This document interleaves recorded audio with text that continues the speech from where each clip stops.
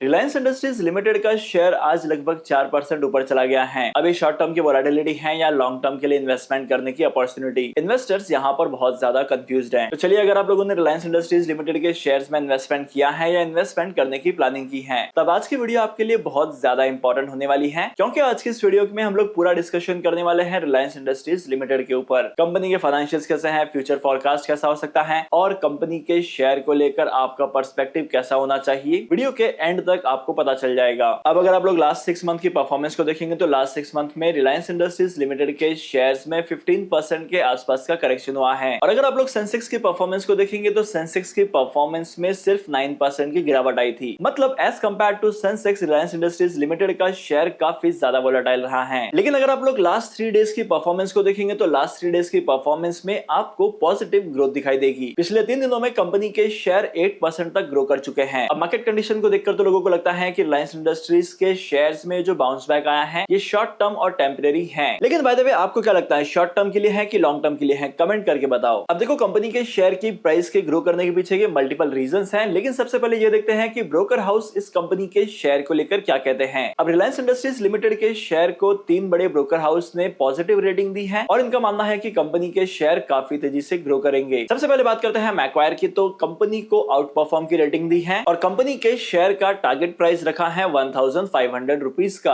अब इसके पीछे का रीजन क्या है पता है? इसके पीछे का की रीजन है बेटर रनिंग मोमेंटम। अगर आप लोग जियो के मार्केट को देखेंगे तो जियो का मार्केट एक्सपांड होते जा रहा है और साथ ही साथ जियो के लिए बहुत सारे अपॉर्चुनिटीज भी हैं और आने वाले टाइम पीरियड में जियो का आईपीओ भी आ सकता है। I am not talking about Jio financial services. Jio का अपना खुद का आईपीओ आएगा टेलीकॉम सेक्टर का। और इसके अलावा Reliance Industries limited renewable energy के सेक्टर में भी काफी तेजी से ग्रो कर रही है। इसके बाद नंबर 2, जेफरीज का मानना है कि रिलायंस रिटेल का बिजनेस अपकमिंग फाइनेंशियल ईयर 26 में 15% तक ग्रो करेगा और इसकी वजह से कंपनी के रेवेन्यू में भी काफी ज्यादा इंप्रूवमेंट आएगी। और साथ ही साथ ये भी मानना है कि जियो के टैरिफ भी इंक्रीज होंगे अपकमिंग टाइम पीरियड में और करंटली जो जियो का टैरिफ इंक्रीज हुआ था वहां पर भी कंपनी को प्रॉफिट ज्यादा हुए हैं। और जेफरीज के हिसाब से तो रिलायंस इंडस्ट्रीज लिमिटेड के शेयर की प्राइस 1600 के लेवल को टच करेगी। इसके अलावा कोटक इंस्टीट्यूशनल इक्विटीज ने भी कंपनी के शेयर को बाय रेटिंग दी है और इनका भी कहना सिमिलर है कि अपकमिंग टाइम पीरियड में रिटेल बिजनेस इंप्रूव होगा और कंपनी का आईपीओ आएगा। ओवरऑल अगर आसान भाषा में समराइज किया जाए तो अपकमिंग 6 to 12 मंथ के टाइम पीरियड में रिलायंस इंडस्ट्रीज लिमिटेड के शेयर्स में काफी ज्यादा इंप्रूवमेंट दिखाई दे सकती है एज पर ब्रोकर्स का एनालिसिस। तो चलिए अब हम वन बाय वन करके इन सारे एस्पेक्ट्स पर फोकस करते हैं। सबसे पहला पॉइंट आता है जियो का आईपीओ और उसके टैरिफ प्लान्स। अगर आप लोग टेलीकॉम सेक्टर को ऑब्जर्व करेंगे तो टेलीकॉम सेक्टर में प्राइसिंग काफी ज्यादा इंक्रीज हो रही है। इसकी वजह से इन सारी कंपनीज के एवरेज रेवेन्यू पर यूनिट का अमाउंट भी इंक्रीज होगा। इसके अलावा जियो का आईपीओ अगर मार्केट में आता है तो वैल्यूएशन इंक्रीज होगी और जब वैल्यूएशन इंक्रीज होती है तो ओवरऑल प्रॉफिट में भी आपको ग्रोथ दिखाई देती है। इसके बाद अगर रिटेल बिजनेस के रिकवरी की बात की जाए तो यहाँ पर आपको पता चलेगा कि रिलायंस इंडस्ट्रीज लिमिटेड के रिटेल सेगमेंट में होने वाला प्रॉफिट काफी ज्यादा तेजी से ग्रो करने वाला है। अब रिसेंट स्लोडाउन के बाद मार्केट के बहुत सारे एनालिस्ट ऐसे हैं जो मानते हैं कि अपकमिंग टाइम में 6 से 12 महीने के टाइम पीरियड में और भी ज्यादा ग्रोथ आएगी रिटेल सेगमेंट के बिजनेस में। इसके अलावा रिलायंस इंडस्ट्रीज लिमिटेड अपने न्यू बिजनेस को एक्सपांड कर रहा है एनर्जी के सेक्टर में। एक्चुअली रिलायंस अब काम करने वाला है रिन्यूएबल एनर्जी और हाइड्रोजन वाली एनर्जी पर, जो कि लॉन्ग टर्म के प्रोस्पेक्ट से काफी ज्यादा इंपॉर्टेंट है। लॉन्ग टर्म में कंपनी के शेयर में इन्हीं सारे रीजंस की वजह से ग्रोथ आएगी। तो अगर आसान भाषा में कहा जाए तो शॉर्ट पीरियड ऑफ टाइम में मार्केट वोलेटिलिटी की वजह से यहाँ पर करेक्शंस दिखाई दे सकते हैं, लेकिन अगर आप लोग ओवरऑल लॉन्ग टर्म पर्सपेक्टिव से सोचेंगे तो आपको पता चलेगा कि रिलायंस इंडस्ट्रीज लिमिटेड में कितनी ज्यादा ग्रोथ पोटेंशियल है। अब अगर आप लोगों ने इन्वेस्टमेंट करने का डिसाइड किया है तो आपको क्या करना है? अब आपके सामने 2 इन्वेस्टमेंट ऑप्शंस अवेलेबल है। या तो आप शॉर्ट टर्म के लिए इन्वेस्टमेंट कर रहे होंगे या तो आप लोग लॉन्ग टर्म के लिए इन्वेस्टमेंट कर रहे होंगे। अब देखो, शॉर्ट टर्म में तो मार्केट वोलेटिलिटी की वजह से यहाँ पर आपको नेगेटिविटी दिखाई दे सकती है, कंपनी के शेयर्स में करेक्शंस भी दिखाई दे सकते हैं। लेकिन अगर आप लोग लॉन्ग टर्म के पर्सपेक्टिव से इन्वेस्टमेंट करेंगे तो आपका इन्वेस्टमेंट का टारगेट ज्यादा होना चाहिए। तो डेफिनेटली लॉन्ग टर्म में इन्वेस्टमेंट करने पर आपको अच्छे खासे प्रॉफिट्स होंगे। तो डेफिनेटली अगर आप लोग रिलायंस इंडस्ट्रीज के शेयर को लॉन्ग टर्म के लिए होल्ड करते हैं तो बेनिफिट होगा। But let me tell you, this is not a investment advice. आपको आपकी खुद की रिसर्च करनी है, उसके बाद में इन्वेस्टमेंट करना है कि नहीं करना है, इस चीज का डिसीजन लेना है।